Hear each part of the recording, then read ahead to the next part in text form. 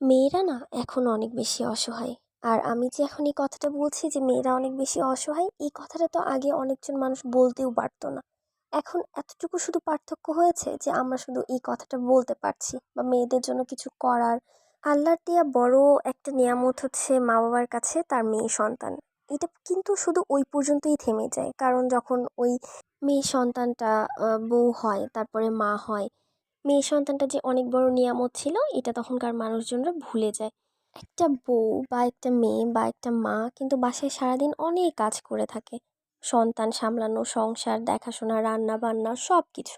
কিন্তু আমাদের চোখে যেহেতু ছেলেরা একদমই সর্বে সর্বা, এজন্য আমরা ছেলেদেরকেই বেশি প্রাধান্য দিয়ে থাকি। ছেলেরা যে সারাদিন বাইরে কাজ করে আসে, ওদের কাজটাকেই আমরা খুব কঠিন কাজ বলে মনে করে থাকি। আর মেয়েদের কাজটা একদমই মূল্যহীন।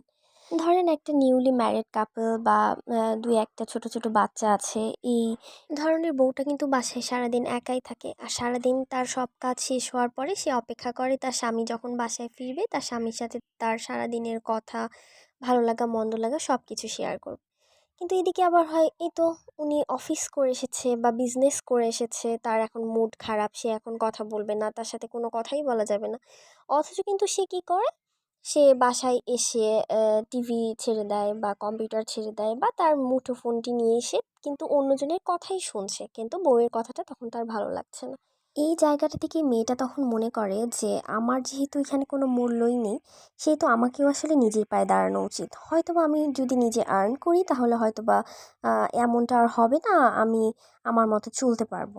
কারো ভালো লাগা বা মন্দ লাগা তখন কিন্তু আর ওই মেয়েটাকেও শুনতে হবে না। আর এই কাজটা করতে মেয়েটা কিন্তু আসলে এক প্রকার বাধ্য হয়েই করে। আগে যদিও বা এটা করার কেউ সাহস পেত না। এজন্য যে যতটা পারেন পরিবারকে সময় দেন, সেটা হয়ে থাকতে পারে মেয়েদের ক্ষেত্রে, সেটা হতে পারে ছেলেদের ক্ষেত্রেও। কারণ দিন শেষে কিন্তু এই পরিবারটাই আপনার সাথে থাকবে, শেষ পর্যন্ত সাথে থাকবে। আর কিছুই কিন্তু আপনি সাথে পাবেন না।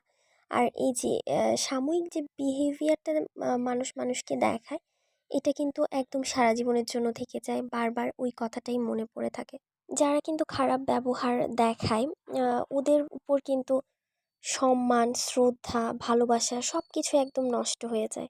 আর বলতে গেলে এটা করতে কিন্তু বাধ্যই করা হয়েছে তাকে। কারণ সে তো এরকমটা কখনো ভাবেনি। সবার সাথে সবারই না ভালো ব্যবহার করা উচিত। কারণ কে জানে যে এই ব্যবহারটাই লাস্ট হতে পারে। আর এই কথাটাই বা শেষ কথাই হতে পারে। কারণ তখন কিন্তু মানুষটা যদি পৃথিবী থেকে চলে যায়, আপনি কিন্তু আফসোস করেও শেষ করতে পারবেন না যে এটা আমার ভুল হয়েছে বা তার সাথে এটা করা ঠিক হয়নি। সবার সাথে মিলেমিশে থাকলে বা সবার সাথে কথা হলে ভালো মতো দেখবেন যে মানসিক শান্তি পাওয়া যায়। আর এটা তো বিশেষ করে পরিবারের সাথে।